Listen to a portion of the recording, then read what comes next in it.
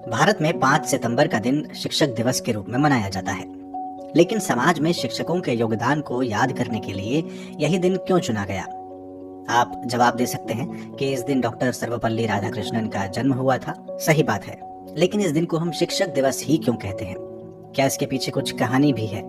जानेंगे। आज दिन है 5 सितंबर, यानी हम 1 महीने पहले मनाते हैं। इसी दिन पूर्व राष्ट्रपति और एजुकेशनिस्ट डॉक्टर सर्वपल्ली राधाकृष्णन का जन्म हुआ था।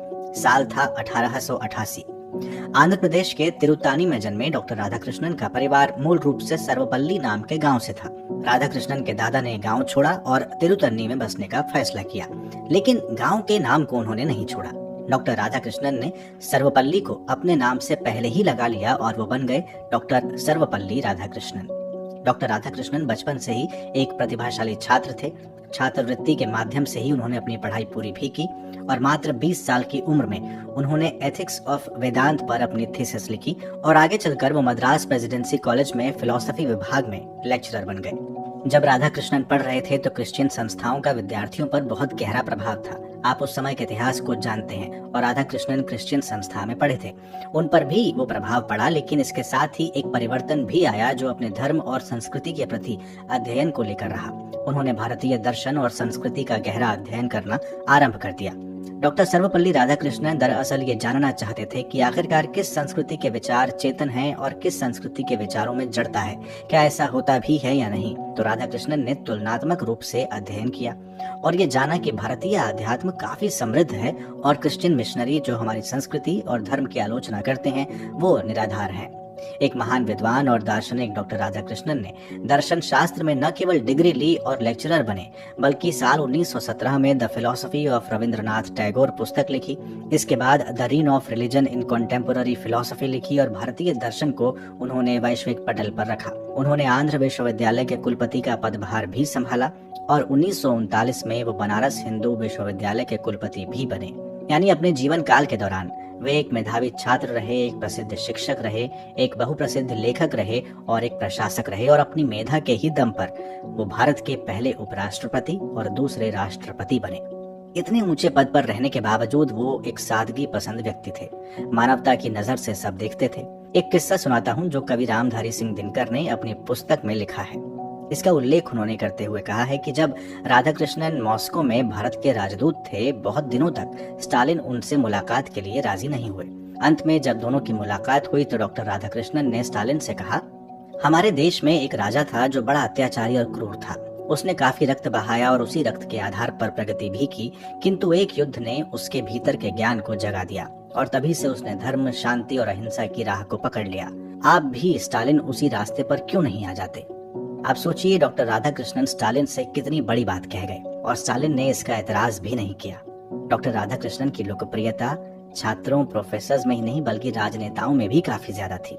इसी वजह से एक बार उनसे कुछ छात्र और उनके कुछ मित्र मिलने पहुंचे और बोले कि 5 सितंबर को उनका जन्मदिन है तो वो उसे मनाना चाहते हैं, क्या वो इसकी इजाजत उन्हें देंगे? डॉक्टर राधाकृष्णन ने उनसे कहा कि बेहतर हो कि उनका जन्मदिन देश भर के शिक्षकों को याद करने के लिए मनाया जाए तो ज्यादा बेहतर होगा, ताकि शिक्षकों के योगदान को सम्मान मिल सके। क्योंकि राधाकृष्णन भी खुद शिक्षक थे और अपने शिक्षकों का भी सम्मान करते थे, इसलिए उनके भीतर ये विचार ज्यादा गहरे थे और वो शिक्षकों की महत्ता को जानते थे। इसी के बाद से साल 1962 से हर साल 5 सितंबर को हम शिक्षक दिवस मनाते हैं। डॉक्टर राधाकृष्णन का मानना था कि देश का भविष्य बच्चों के हाथों में है और उन्हें बेहतर इंसान बनाने में शिक्षकों का बहुत बड़ा योगदान होता है। डॉक्टर राधाकृष्णन को साल 1931 में नाइट की उपाधि से सम्मानित किया गया। इसके बाद साल 1954 में वे भारत रत्न से सम्मानित हुए और साल 1963 में British royal order of merit का उन्हें मानद सदस्य भी बनाया गया। वैसे जब राधाकृष्णन राष्ट्रपति बने थे तो बर्ट्रैंड रसल, जो कि विश्व के एक जाने माने दार्शनिक थे, उन्होंने उनके राष्ट्रपति बनने पर अपनी प्रतिक्रिया जाहिर की थी और कहा था कि ये विश्व के दर्शन शास्त्र का सम्मान है कि महान भारतीय गणराज्य ने डॉक्टर सर्वपल्ली राधाकृष्णन को राष्ट्रपति के रूप में चुना है और एक दार्शनिक होने के नाते मैं बहुत खुश हूँ। उन्होंने आगे कहा कि प्लेटो ने एक बार कहा था कि दार्शनिकों को राजा होना चाहिए और भारतीय गणराज्य ने एक दार्शनिक को राष्ट्रपति बनाकर प्लेटो को सच्ची श्रद्धांजलि अर्पित की है। तो दार्शनिक दार्शनिक के बारे में एक ऐसी बात कह रहा था, और भारतीय गणराज्य के बारे में भी, कि हम किस तरीके के लोगों का सम्मान करना जानते हैं। इसी तरीके से पंडित जवाहरलाल नेहरू, जो कि डॉक्टर राधाकृष्णन के करीबी दोस्तों में से एक थे, वो कहते हैं कि डॉक्टर राधाकृष्णन ने कई स्तरों पर अपनी कई क्षमताओं से देश की सेवा की है, लेकिन सबसे बढ़कर वो एक महान शिक्षक हैं, जिनसे हम सभी ने बहुत कुछ सीखा है और आगे भी सीखते रहेंगे। उनका राष्ट्रपति बनना अपने आप में दिखाता है कि भारत किस तरह के लोगों का सम्मान करना जानता है और करता है। तो ये बात उस समय की है जब ऐसा हुआ करता था। आज ऐसा होता है या नहीं, ये आप ज्यादा बेहतर समझते हैं, ज्यादा बेहतर जानते हैं, ज्यादा बेहतर तरीके से देख रहे हैं। तो ये थी बात डॉक्टर राधाकृष्णन के बारे में, शिक्षक दिवस के बारे में। आज अपने शिक्षकों को याद करने का दिन है, आप भी याद कीजिए और मुझे बताइए कि आप किस शिक्षक को सबसे ज्यादा याद करते हैं, या फिर अपने शिक्षकों की कौन सी बात आपको सबसे ज्यादा याद आती है। आप ये बातें मुझे कमेंट बॉक्स में जरूर बताएं।